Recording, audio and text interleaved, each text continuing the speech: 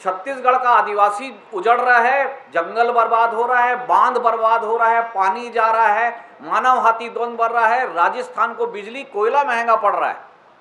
फायदा अगर किसी को हो रहा है तो एक आदमी को। राजस्थान अपने ही कोल ब्लॉक का कोयला अडानी से मार्केट रेट से महंगे में खरीद रहा है। ये दस्तावेज है, पूरे दस्तावेज है। मैं कोई भी चीज बिना पुख्ता सरकारी दस्तावेज के नहीं बोल रहा हूं। अपने ही कोल ब्लॉक का कोयला अडानी से खरीद रहा है और साथ ही साथ उसको 29% तक प्रोडक्शन फ्री ऑफ कॉस्ट ले जाने की छूट है।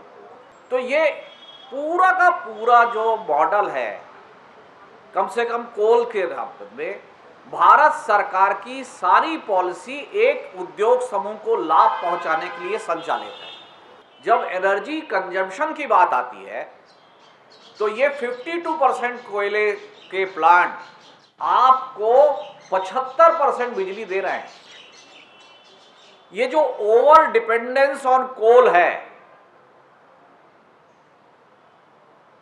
वो इसलिए है कि कोई भी सरकारें कोल माइनिंग और उसके साथ जुड़े हुए भ्रष्टाचार, उसके खनन में भ्रष्टाचार, उसके ट्रांसपोर्टेशन में भ्रष्टाचार, उसको जलाने के बाद उसमें कितनी राख निकली उसके एनालिसिस में भ्रष्टाचार, इससे अपना मोह नहीं छोड़ पा रहे।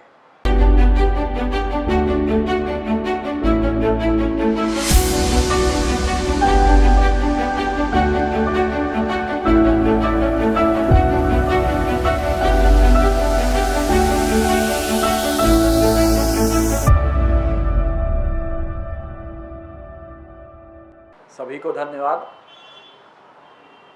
लगभग जो इन्वायरमेंटल एस्पेक्ट है, जो ग्राउंड पे जो हो रहा है, वो सारी बातें आ चुकी हैं, उनको मैं रिपीट नहीं करूँगा।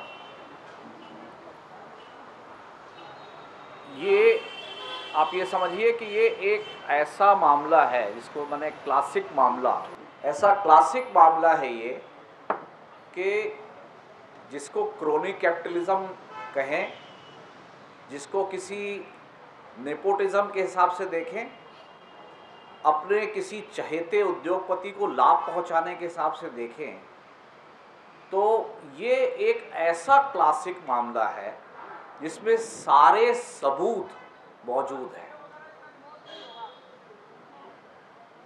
2012 में इसके फॉरेस्ट क्लियरेंस को एनजीटी में मैंने चैलेंज किया था। तब ज़्यादा चर्चा महान कोल ब्लॉक की होती थी नो गो के लिए।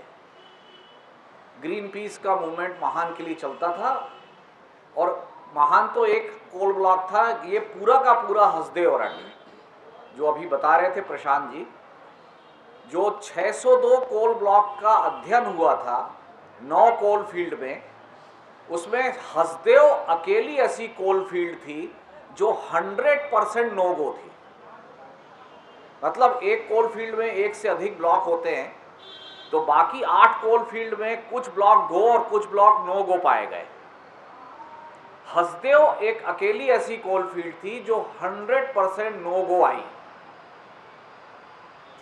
वो इसलिए कि वो पूरा का पूरा एरिया एक कॉम्पैक्ट फॉरेस्ट ब्लॉक है और प्रोटेक्टेड एरिया नेटवर्क, जिसको नेशनल पार्क कहते हैं, सेंचुरी कहते हैं, उसके बाहर का सबसे बड़ा और सबसे घना जंगल है।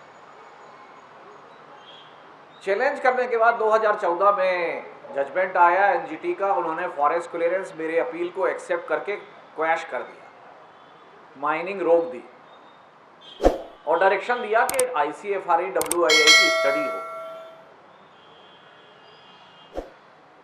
चूंकि मुखौटा PSU का है, मुखौटा PSU का है, एक पब्लिक सेक्टर अंडरटेकिंग के नाम पर कोल ब्लॉक है, उसको दिखाकर सुप्रीम कोर्ट से स्टे ले लिया गया कि स्टडी कराई जाएगी और ये स्टे अभी आप अगर नहीं देंगे तो राजस्थान विद्युत निगम के प्लांट बंद हो जाएंगे। उसी समय 2014 में मई में सरकार बदल गई और केंद्र में नरेंद्र मोदी जी प्राइम मिनिस्टर बने। छत्तीसगढ़ में doctor Raman Singh chief minister थे एनजीटी के जजमेंट के बावजूद 5 साल कोई स्टडी नहीं होने दी गई। 2019 में सुप्रीम कोर्ट के को जब ये बताया गया कि ये स्टडी भी नहीं होने दे रहे हैं और स्टे वेकेट करिए, खदान बंद करिए, तब स्टडी ऑर्डर हुई और 2021 में रिपोर्ट आई। उसके बारे में बताया जा चुका है। देखिए, जब भी इस तरीके के सवाल उठते हैं, पर्यावरण के सवाल, तो बहुत सारे लोगों को ये जवाब सुनने मिलता है कि आप बिजली का उपयोग बंद कर दीजिए। बिजली अगर आप उपयोग कर रहे हैं तो कोयला तो चाहिए, और ये सारे सवाल लेके आपके ऊपर में एक लॉबी है जो पीछे लग जाती है। ये मैं बार बार क्यों कहता हूं कि ये क्लासिक मामला है। इस देश में 3.5 लाख मिलियन टन कोयले का डिपॉजिट है, बहुत कम लोग जानते हैं। आपकी पर ईयर की रिक्वायरमेंट क्या है? 1000 मिलियन टन। आपके पास डिपॉजिट है 3.5 लाख मिलियन टन, रिक्वायरमेंट है 1000 मिलियन टन।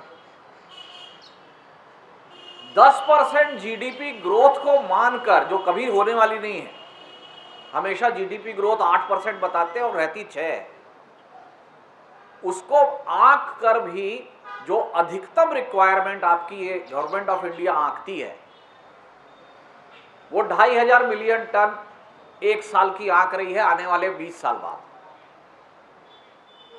अगर मैं 2500 मिलियन टन के हिसाब से आज से हिसाब लगाऊं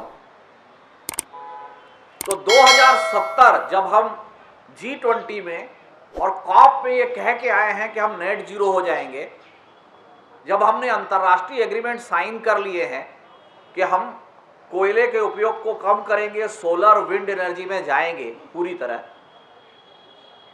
उस 50 साल में आप आज से भी 2500 मिलियन टन कैलकुलेट करेंगे तो कितना कोयला खोद पाएंगे? 1,25,000 मिलियन टन। आपके डिपॉजिट का 40% भी आप खोद नहीं पाएंगे।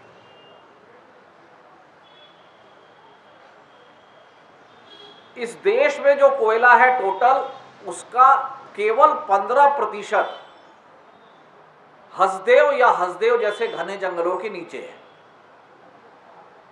जो करीब 900 कोल ब्लॉक देश में हैं, उसमें से केवल 153 नो-गो है।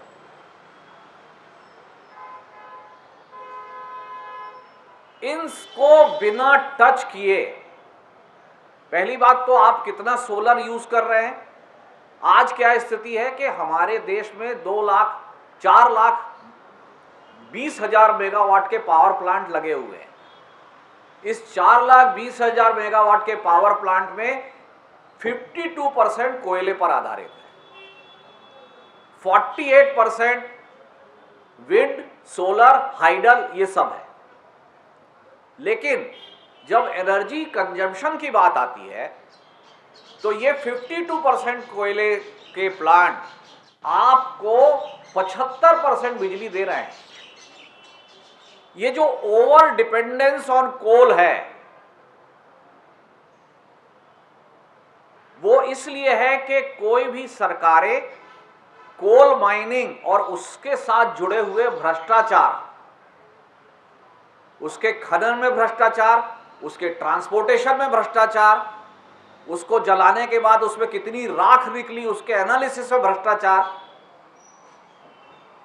इससे अपना मोह नहीं छोड़ पा रहे। आप केवल 52% के कोल प्लांट आपकी बिजली 75% दे रहे हैं। इसका मतलब आपके अदर जो पावर प्लांट है वो अंडर यूटिलाइज है। और उसके बावजूद अगर आने वाले समय में अगर ये बोलते हैं कि हम अभी COP28 में बोल के आए हैं कि हम 5 लाख मेगावाट, 500 गीगावाट हम सोलर और रिन्यूएबल में लगा लेंगे, ये नहीं बताते कि उसका कंज्यूम कितना करेंगे। 500 मेगावाट में अगर 20% कंजम्पशन होगा, आज की डेट में क्या है, विंड और एनर्जी का जो प्लांट लोड फैक्टर है कि केवल 12% से 14% बिजली उनकी उपयोग हो रही है। तो ये पूरा का पूरा कोयले पर डिपेंडेंट है। जो साफ दिखाई देने वाला कारण है वो क्या नजर आता है कि एक उद्योग समूह है जो कोयले के व्यापार में लगातार बड़े इन्वेस्टमेंट कर रहा है और बहुत ज्यादा इंटरेस्ट उसके कोयला और कोयला से पैदा होने वाली बिजली में। प्रशांत जी ने बताया इंपोर्ट, माने इंपोर्ट करेंगे तो भी वही कोयला देगा, कमर्शियल माइनिंग होगी तो भी वही कोयला देगा, एमडीओ होगा तो भी वही कोयला देगा। 37 एमडीओ में से 19 एमडीओ उसके पास है। नेवेली लिग्नाइट कॉरपोरेशन बहुत बड़ी लिग्नाइट, जो कोयला जैसा ही चीज है कि खनन कंपनी है।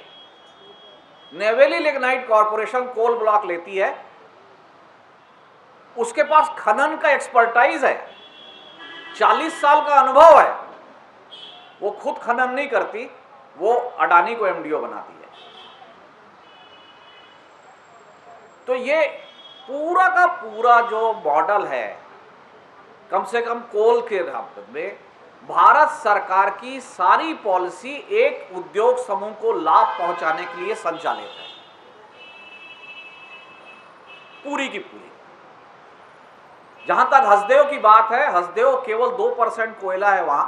छत्तीसगढ़ में, केवल छत्तीसगढ़ में 18% कोयला है देश का। छत्तीसगढ़ में 200 ब्लॉक और हैं।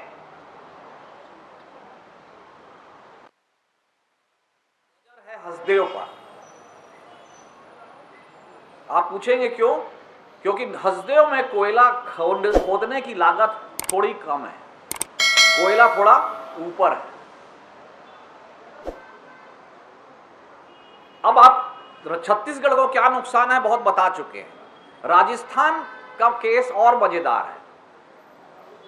राजस्थान को ब्लॉक दिया गया, पॉलिसी ऑब्जेक्टिव ये है कि सरकारी बिजली कंपनी को कोल ब्लॉक मिलेगा तो सस्ता कोयला उसको मिलेगा, जिससे कि सस्ती बिजली पैदा होगी, जिससे कि राज्य में सस्ती बिजली सभी को दी जाएगी तो ज्यादा रोजगार पैदा होंगे। अभी हो क्या रहा है? एग्रीमेंट के हिसाब से जो रेट आ रही है, राजस्थान अपने ही कोल ब्लॉक का कोयला अडानी से मार्केट रेट से महंगे में खरीद रहा है।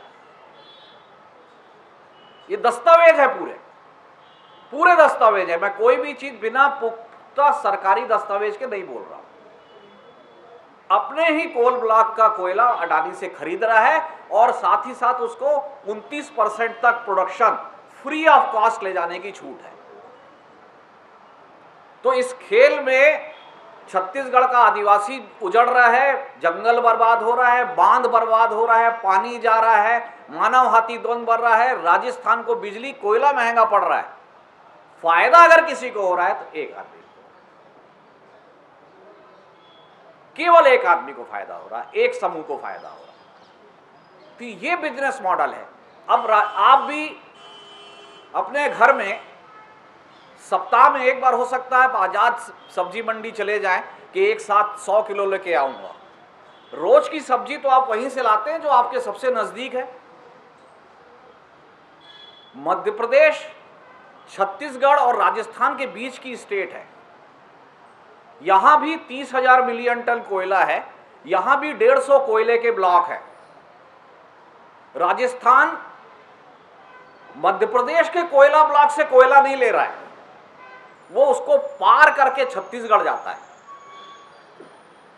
400 रुपए प्रति टन कोयले की ट्रांसपोर्टिंग की लागत एक्स्ट्रा दे रहा है, जो बिजली के रेट में रिफ्लेक्ट हो रही है। क्यों ऐसा हो रहा है? क्योंकि कौन सा कोल ब्लॉक लिया जाए इसका चयन एग्रीमेंट के हिसाब से अडानी ने किया है। और उन्होंने क्यों किया है? क्योंकि छत्तीसगढ़ में अडानी के पावर प्लांट है। अपने कोल ब्लॉक के अपने पावर प्लांट में ले जाने के लिए उसको कोल ब्लॉक नजदीक चाहिए, इसलिए राजस्थान जिसका असली कोल ब्लॉक है उसको ज्यादा दूर तक कोयले का ट्रांसपोर्टेशन करना पड़ रहा है। साल में अगर 15 मिलियन टन माने 1.5 करोड़ टन 400 रुपए के हिसाब से आप एक्स्ट्रा पैसा दे रहे हैं, तो 600 करोड़ रुपए तो राजस्थान रेलवे को एक्स्ट्रा दे रहा है उसी कोयले को ले जाने का। तो ये इस मॉडल से अगर आप कर रहे हैं तो ये इसको अब किस तरीके से विकास कहेंगे और किसका विकास कहेंगे, इंक्लूसिव ग्रोथ में कैसे सब लोग आएंगे, ये हम सबको सोचना चाहिए। और मैं मीडिया के साथियों के माध्यम से ये बताना चाहूँगा कि एक एक लेयर में आती हैं चीज़ें। पर्यावरण पे बात आएगी तो अचानक पेड़ कटे भी कितने कटे कोई अंदाज नहीं। WII रिपोर्ट में पर हेक्टेयर 400 पेड़ का जिक्र है। 91 हेक्टेयर में कटे तो सीधा 36,000 पेड़ होता है। सरकार कहती है हमने केवल 15,000 काटे। क्यों कहती है? क्योंकि वो 30 सेंटीमीटर 1 फीट से कम मोटे पेड़ को पेड़ नहीं मानते। उनकी पेड़ की डेफिनेशन है कि जो पेड़ 30 सेंटीमीटर 1 फीट से ज़्यादा चौड़ा गर्त होगा वही पेड़ है, बाकी पौधे हैं।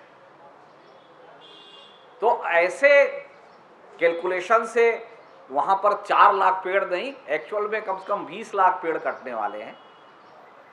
ये सारी बातें सबके कोर्ट के सामने रखी हुई हैं। केवल हम उम्मीद कर सकते हैं कि सुप्रीम कोर्ट जल्दी सुनवाई करे और न्याय दे। धन्यवाद। देखते रहिए नीलकमल टीवी। आपको अगर हमारा वीडियो अच्छा लगता है तो हमारे चैनल को सब्सक्राइब करिए, वीडियो को लाइक करिए, शेयर करिए। धन्यवाद।